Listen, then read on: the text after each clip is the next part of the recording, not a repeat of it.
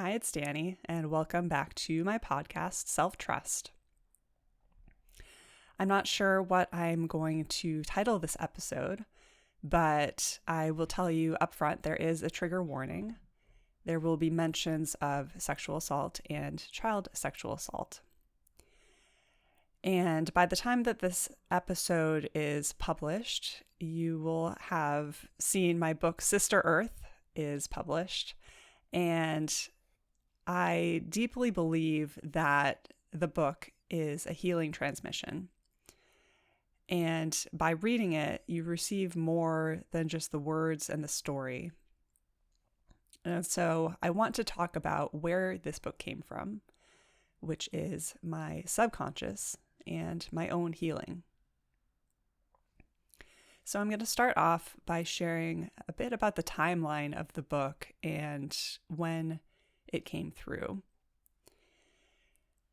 So the idea and short story was first written in 2020. So I had a dream, I woke up, I had the idea. It started as a short story, which I shared with a writing group. I did some edits on it. And then it kind of went in the back seat. I worked on other things.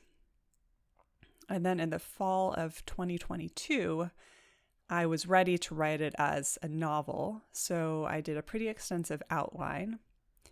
And then in January 2023, I wrote about the first 50 pages, January through February, March or so. But then I ended up, because I got feedback on something else I'd written, I ended up scrapping that completely and pausing for a bit. So then I began again in earnest in late 2023 and wrote the novel start to finish. Then some friends read it, I got some feedback, did some light revisions, but largely for the next 18 months or so, it just kind of sat. I wasn't quite sure what I was going to do with it. Traditional publishing, self-publishing. I've talked a bit about that on a previous episode. And then in summer 2025, I met my editor, hired her, and quickly put things in motion to publish the book on my birthday in October.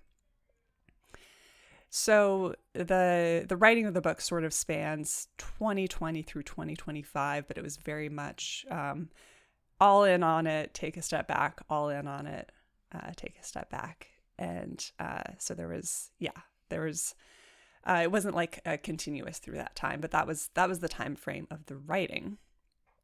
So, and also just to mention too, the story largely is the same, even though it was a short story and then a novel. Of course, there's a lot more that happens in the novel version, but the concept is the same in the original short story. Definitely the opening scene is the same. There's a lot that was already in there in the 2020 version. So back in 2019, so before the concept, I had a friend who told me, she was telling me about this meditation retreat she'd been on, and she mentioned that while she was there, it's a 10-day silent meditation retreat, she mentioned that she had accessed a repressed memory. And I thought it was really cool.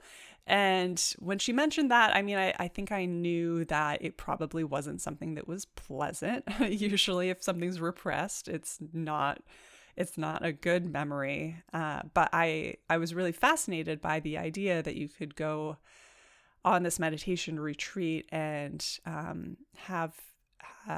get deeper access to yourself and find something out.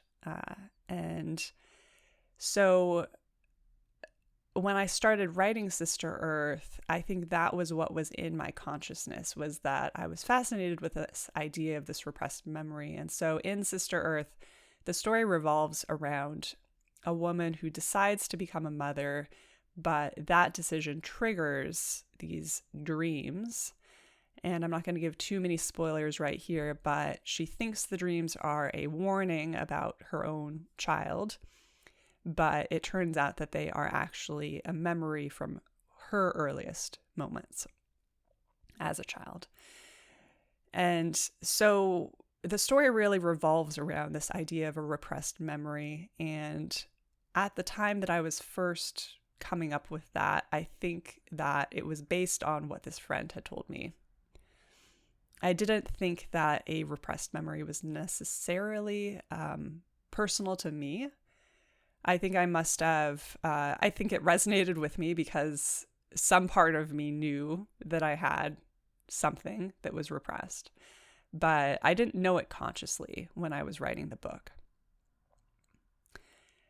Until summer 2024. And so this is in between, the book was finished, but I just hadn't done the final revisions on it yet.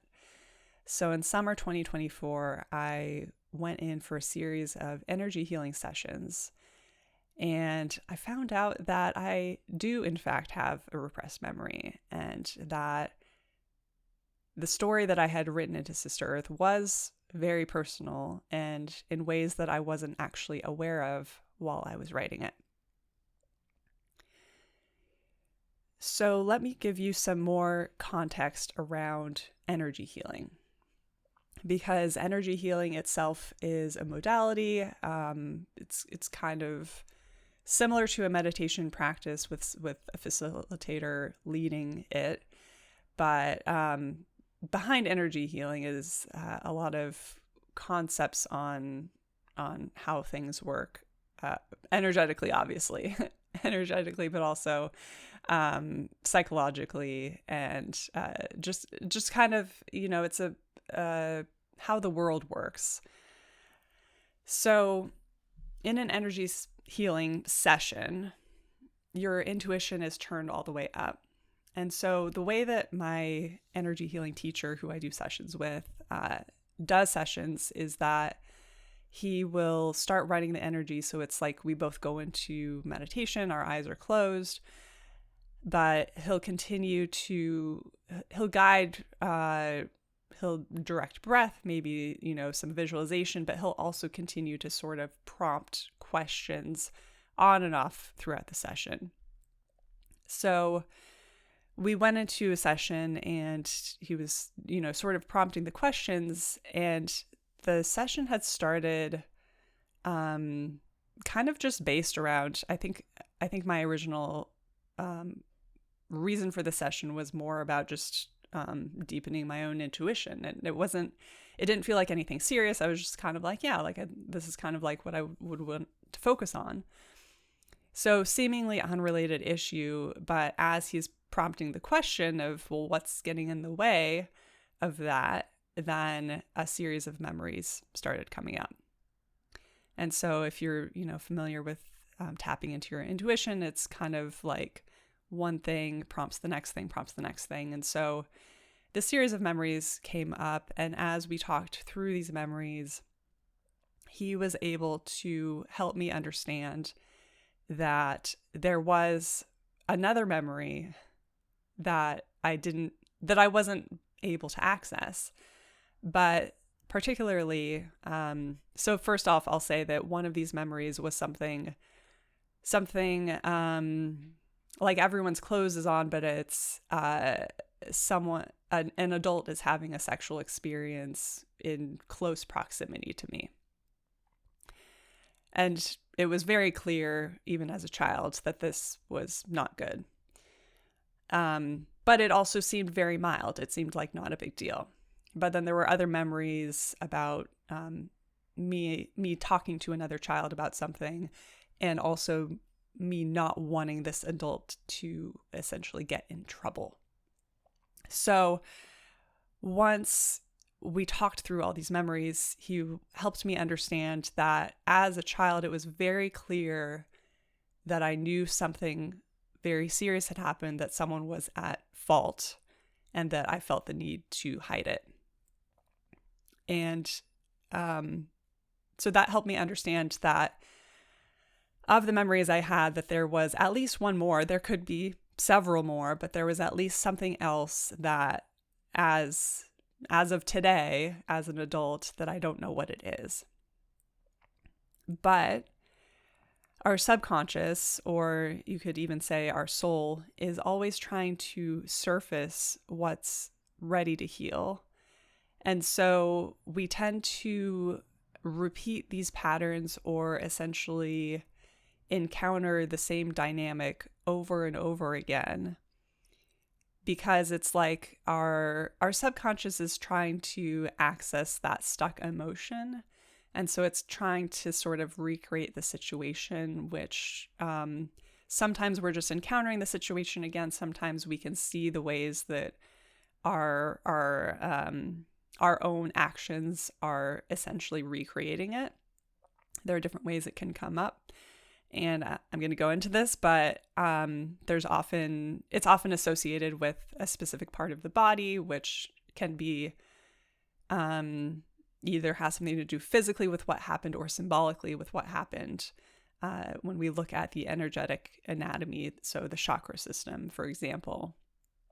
So we can look at the lived experience and essentially the symptoms, the behaviors, and sort of triangulate what could have happened when we don't have access to the memory itself. And also, I'll add that in energy healing, you can heal without needing to know the content of the memory, which is something that I really, really like about energy healing, because in some cases it is too traumatic and our conscious mind is just not going to be able to access it.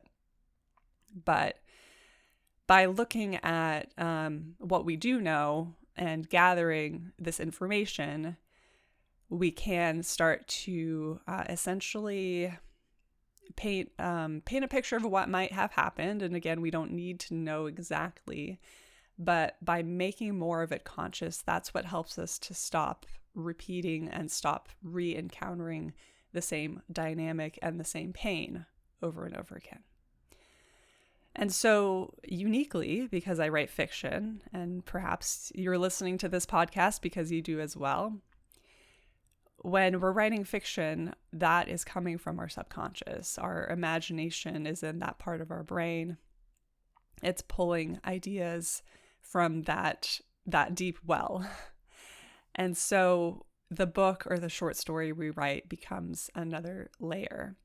And so it can actually somewhat symbolically capture things that are essentially stuck inside the subconscious. And again, from my perspective, it's coming through in the fiction because it's trying to become conscious, because it's trying to help us heal from that. So I'm going to take you through a series of memories and lived experiences, observations that essentially helped me to kind of diagnose the original pain and this core wound that then later also was captured in my novel. And so as I go through these memories, I am careful because there was another victim that I know of, and so I want to protect their privacy. So I have to be somewhat vague, and also not include every single one of the memories because to protect their privacy. And also the reason that I'm going through and sharing some of this stuff, which is very, very vulnerable and personal, is because some of what prompted my own healing was reading other people's stories or encountering other people who had similar pain. And so as you listen through these, you might feel some resonance, or it might bring to mind some of your own patterns or behaviors. And that might help you to surface something for yourself that is ready to heal. So that's the reason that I am sharing all this. And I'll also add that that memory that I mentioned, the one that a friend and I call it a spicy memory. It's from a meme.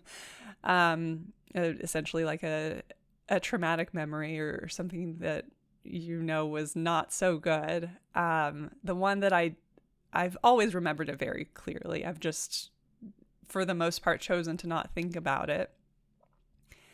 And I never ever mentioned it to a therapist because I truly thought it was not a big deal. But I always wondered why I struggled with dating. I avoided dating. I struggled with trusting men if I had such a flawless childhood. So there was always kind of an open question there, but I never really like acknowledged it because I didn't want to think about it, because I also didn't want to think of myself as a victim of childhood sexual assault. I didn't want that label. So I avoided it for a long time. But as you'll see through the symptoms and through the behaviors, it is clear that there was something that happened. So some of the early hints that I had, when I was in college, I worked part-time for the volleyball coach, and I was in her office, and she had one of the players come in, and they were just having a meeting, and I just, was there doing my work. And she starts, she's talking to the player about kind of being visible on court and being kind of, I guess, loud or, visible essentially, and resistance to that. And so the coach mentions to the player that she had some kind of abuse as a child, and that was like a limitation for her that she had to learn to get past. And the player was clearly shocked or surprised that this was something so personal was being shared. And I had like a very clear feeling throughout my body that the reason she was sharing this memory was not about the player, but was actually for me. And I can't tell you why I thought that, but it was just very clear in that moment that that I felt like that's what she was saying. And I was kind of surprised. Like I was always kind of like a shy and kind of awkward. So I was like, does she think that like that's why that I have this personality? It's just my personality. What is that about? But it became, one of those things that just sticks with you as like, that was interesting. A few years later, I'd say in my mid-20s, I'd gone out with my roommate and a bunch of her friends, and that ended up coming back to the apartment with my roommate's friend, who was someone I probably talked to only 2 or 3 times ever. But she, as we were walking home, she was very adamant. She was like, I'm a victim of child abuse, and I know you are too, because I see all the same characteristics. So that one was a little more direct, and coming from, what I would consider like a flawless suburban, middle class family, goes to church every Sunday. It was just very strange to be like, no, I don't know what you're talking about. So those were some sort of hints or questions that stuck with me. In 2022, I did a sound healing session. It's called biofield tuning. And so essentially in that modality, they're using the tuning forks to both diagnose and clear issues in the energy field. And based on how far away they are from your body, they know what age. So it's super interesting, actually, to be that specific. But after the session, she was telling me that she had found something at age 5, and that as she tried to clear it, it was as if my energy healing was resisting. As if it was resisting the healing. She kind of had to just keep repeating. So that was interesting. Sometime not too long after that, I found an old photo album and at my parents' house, and I was looking through it, and because at this point I had read about trauma healing, I had done the energy healing training, which was trauma informed, as I looked through the photos, I saw that as a young child, I, in the early photos, made funny faces at the camera. Goofy, silly, funny.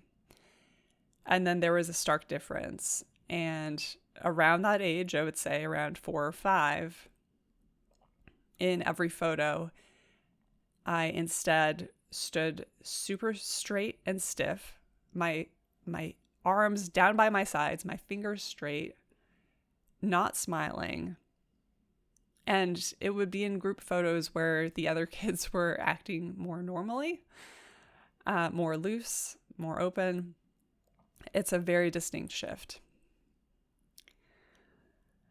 And that mirrored what I had by that point read about in books about trauma healing, that that there's just kind of more, like, one of the reactions is to be more stiff, more reserved, more closed off, more something that often comes up when I hear stories from survivors is it's like a fear of being seen. So then I'll get into the physical issues. So this is, again, from the perspective of energy healing. Whenever there's some trauma that happens, there's the area of the body that would be associated either from physical trauma or symbolically. So, again, this is somewhat graphic and personal, but I had an issue many years ago where I had 2 issues at different times with constipation where there was bleeding. So there's that. And the second time that it happened, which was much more recently, I ended up with what's called an anal fissure. So it's not painful, but there's just sort of a lump in that area. And not painful, but just kind of frustrating at times. And in between those 2 issues, there was an encounter with someone who I had dated, and it was sexual assault, and it involved anal sex. So, number 1, we had never ever talked about anal sex, and number 2, my back was to him because I was pushing him away. We were having a disagreement and I didn't want to have sex. So it took me years to acknowledge that that was sexual assault. That's what it was. And it happened to include the same part of the body. So from the perspective of energy healing, I've mentioned this, the dynamic repeats as a way to make it conscious, to kind of call your attention to something. And also, any kind of trauma, there's the original situation, but then the trauma can actually be stored in the body for many years. Well, it's first stored in the energy field, but then stored in the body without showing up. So, because I'm a largely healthy person, and this is like one of very few what I would call chronic issues, or an area that's kind of resurfaced a couple times at this point. It's interesting. I mean, that's all I'll say, because again, we're talking about a repressed memory. I don't actually remember what happened, but in terms of my physical body, the one thing I can point to, especially like in the sexual organ area of the body, is that there is an actual symptom in this area. So, and then there's the dating patterns. So what I found was, after, first avoiding dating, but then eventually doing a lot of dating on dating apps, mostly never getting past the first date. But the few people I did date fell into two categories. And there were the men that were not trustworthy, that I found attractive or erotic. And then there were men who were more safe, who felt safe, who I was not attracted to. And secondly, there were several of those partners who were themselves victims of childhood sexual assault. And in fact, several of them told me on a first or second date. And this is actually kind of funny because I wrote a short story, one of the first ones that I shared with a writing group. So I didn't know the people in the group very well at that point. But it was based on someone I dated, and in the short story, he mentions the childhood sexual assault on the first date, and people who read it were like, "This is such a personal thing. Someone would never mention this so early." And at the time, I was like, "I've dated like 3 people who mentioned it, like literally the first or second date," and so. It was actually through sharing that short story that I realized, like, this is not common.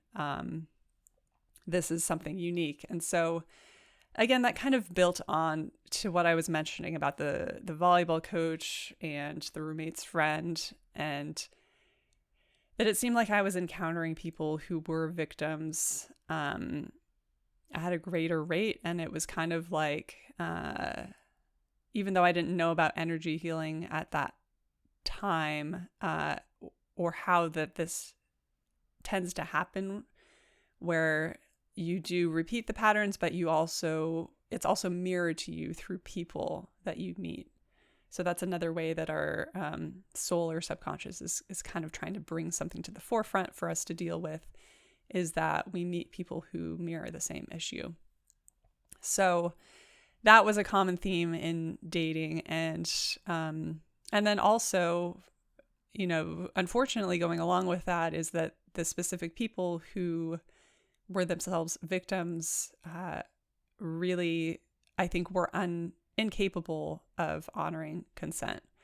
And that's where, again, repeatedly had this pattern of situations where some of them where I said no to something and it wasn't honored, and other times where I just didn't feel safe enough to even say no, that I felt like if I said no, that it wouldn't be honored, that it wouldn't be honored anyway.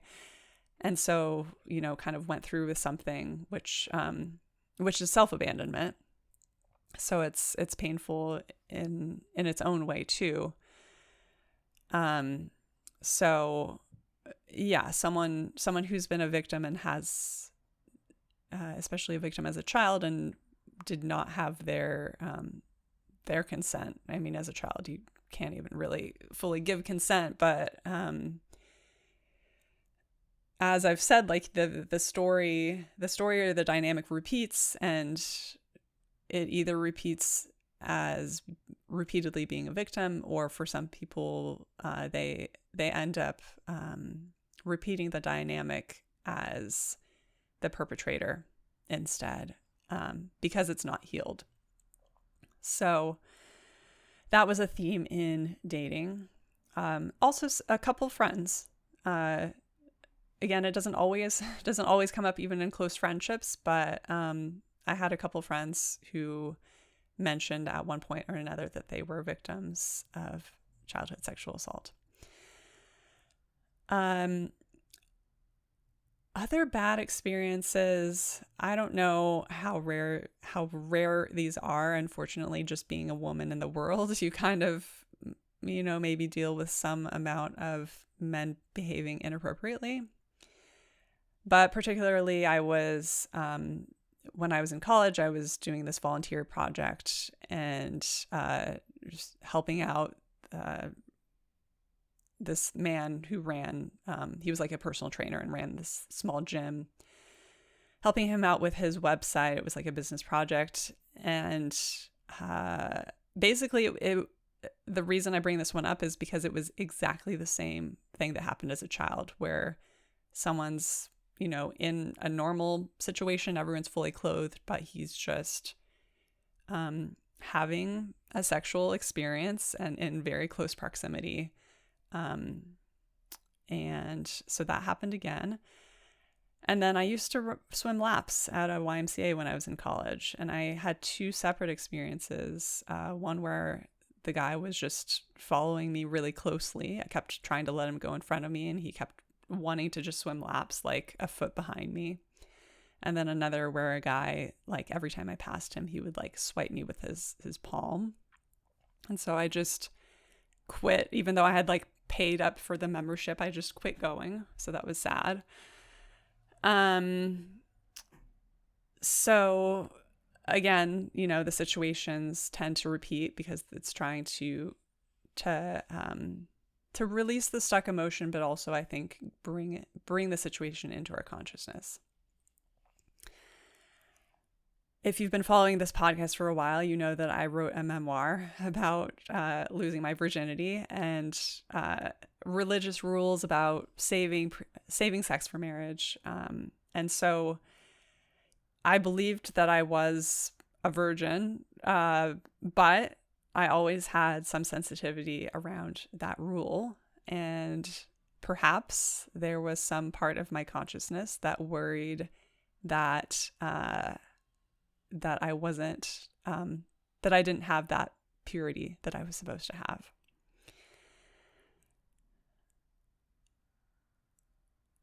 Another one that came up as I was kind of gathering up the memories I wanted to share in this episode, which the more I think about it, is pretty clear, is that, so I went to public schools. And so we had like our sex ed in 5th and 6th grade. I think 5th grade was like you learn about periods, and in 6th grade you learn about sex. So in 6th grade, it was like, I think it was led by some retired nurses who came to our school. But I remember that afterwards, I knew that I wanted, it was like when you feel that like urgency in like your chest and you're like, I've got to like go ask this question.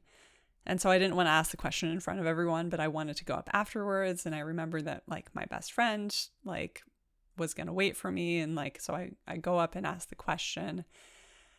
And the question that I felt so urgent to ask was, how long does sex take?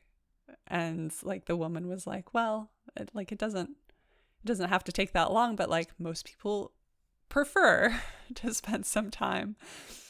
And then I'm walking away with my best friend afterwards. And what I remember verbatim, what I told her, that I don't want to lay there with his thing in me. Like that's like what I said. And that's, in hindsight, a really interesting reaction to have to learning about sex. And the last memory or observation I want to bring up is one that I find can be really, really revealing. So I did voice lessons a couple of years ago, and my voice teacher, whenever I would learn a new song, would have me read the lyrics. Like read them kind of emphatically, like as if you're reading a poem or something like that.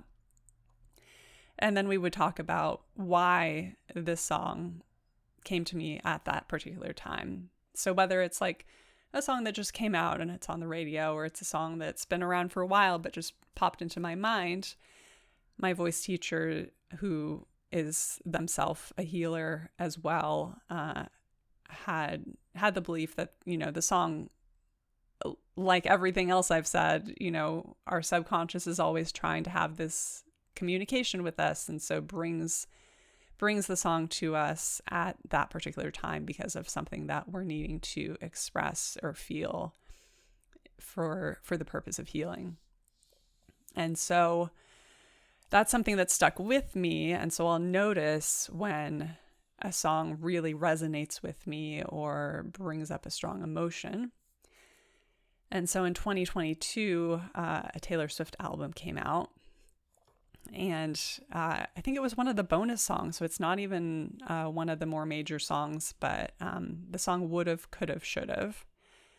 And it's one of the lyrics references being 19. So it's about a relationship she had at that time. If you follow Taylor Swift, you know exactly who it was.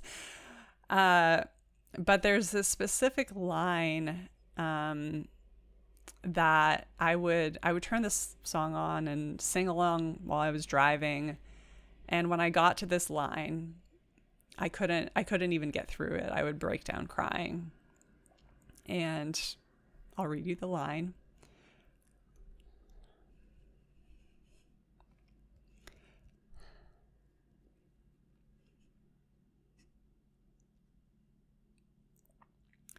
It's, "Give me back my girlhood. It was mine first."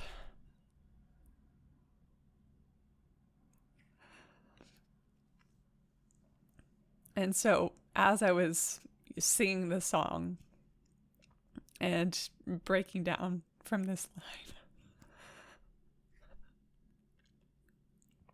again, this is 2022, and so I was baffled, and I thought, what memory is this bringing up?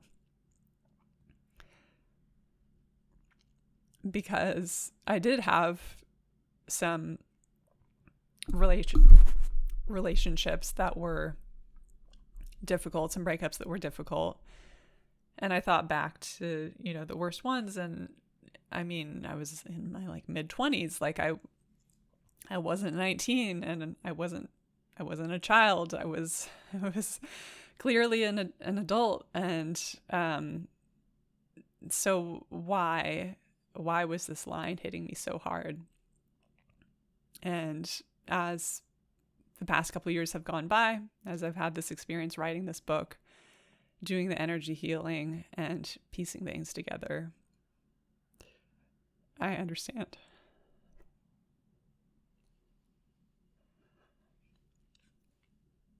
So, moving on to Sister Earth and how writing fiction starts to paint a deeper picture, and in fact, there's how fiction is more true than reality in different ways.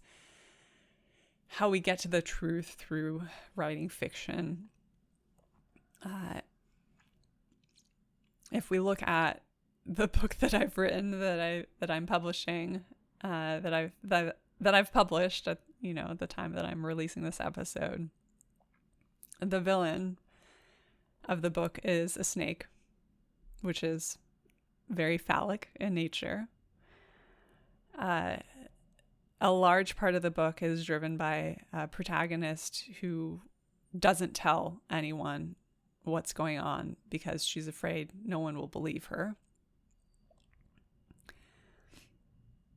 The men in the book are somewhat minor characters, but it's also a world where men are disempowered. They're not really taken seriously. And I've seen this theme come up in feminist books or books about female power, that it's essentially like our imagination is grasping at a way to create a world where women are able to be safe. And, it's not utopia. It's not the ideal, but I think from the perspective of a woman who's a victim, it's trying to see what will make me feel safe. And then there's the superficial piece in the novel. The idea that any kind of peace means that something's being suppressed, that someone is a victim and they're not able to be heard. And so to me, that represents the family when you are a victim of something like this, that you don't speak up because you want to preserve the peace or preserve, even like the optics of the family. You don't want to show that there's a problem, even though there is like brokenness below that superficial piece. So once you understand what kind of subconscious healing was happening underneath as I was writing this book, then it all becomes really obvious that that it's kind of like an allegory of childhood sexual assault. So it's interesting. It changes the way that I think about reading books, or the ways that we've analyzed classics, books that have been written over time, and how we make these assumptions about the author. And what's interesting is that I didn't know while I was writing it. I wrote the novel first, and then a year later I did that energy healing.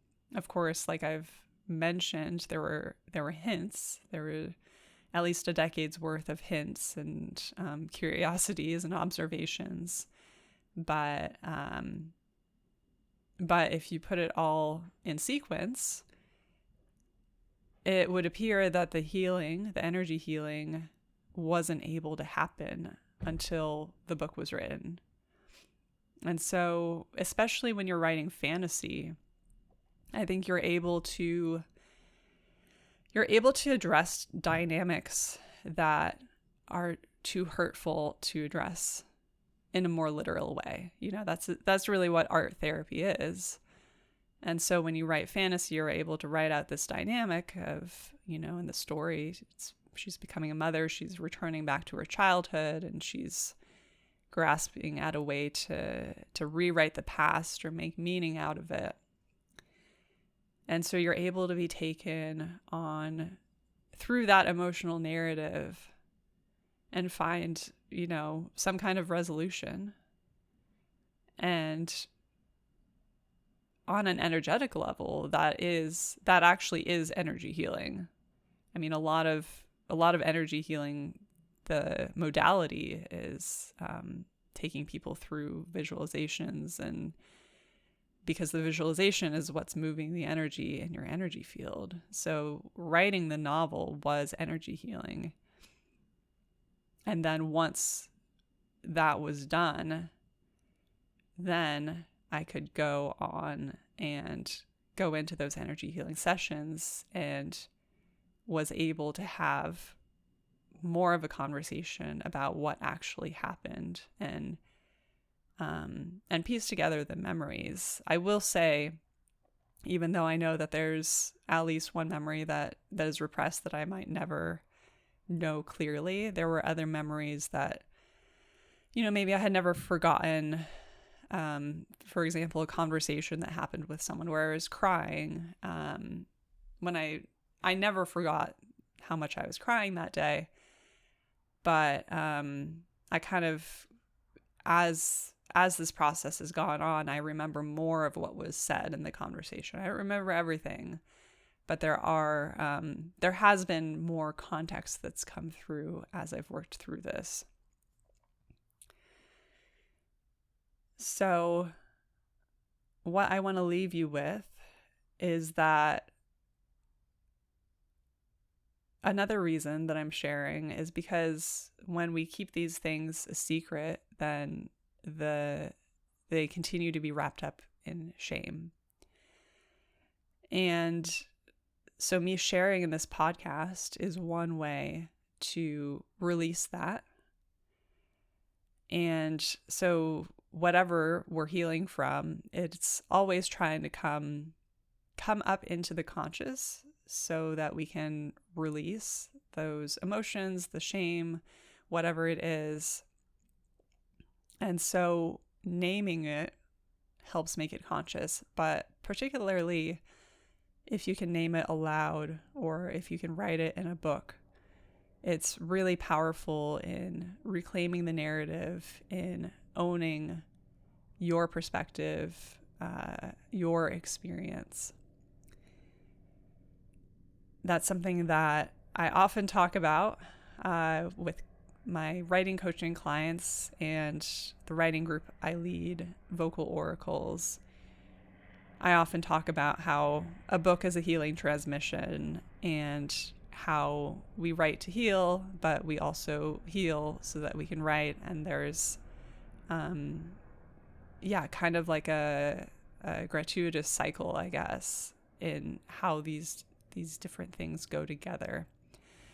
So I'm really happy to have had the chance to share so deeply about my own story, because I think it is a really great case study of how our subconscious is surfacing things through the art that we make, the fiction that we write, and how that writing process itself. Of course, I've created a book which is entertaining to many people, and I'm sure many readers have no interest in knowing the subconscious healing backstory, which is fine. But there was that healing benefit, and for a lot of people, they may not even ever know consciously, but through reading the story, there might be, this is what I believe, that there is a healing benefit embedded within the story because of the way that it was written. So if this is something that you are dealing with or facing, I would love to be a support to you. My group of Vocal Oracles meets twice a month, and we do a mix of energy healing and writing accountability. And I also do one-on-one coaching, and I do tend to have clients who are dealing with childhood sexual assault or religious trauma or both. So I'll have some links down in the show notes so you can learn more about that. And I'll also have a link for you to buy Sister Earth and experience the book now on a much deeper level, now that you know the backstory. So thank you for taking this time to spend with me, and to hear more about the deeper dynamics behind my writing. And I wish you the best on your own journey, your own writing, your own healing. Bye.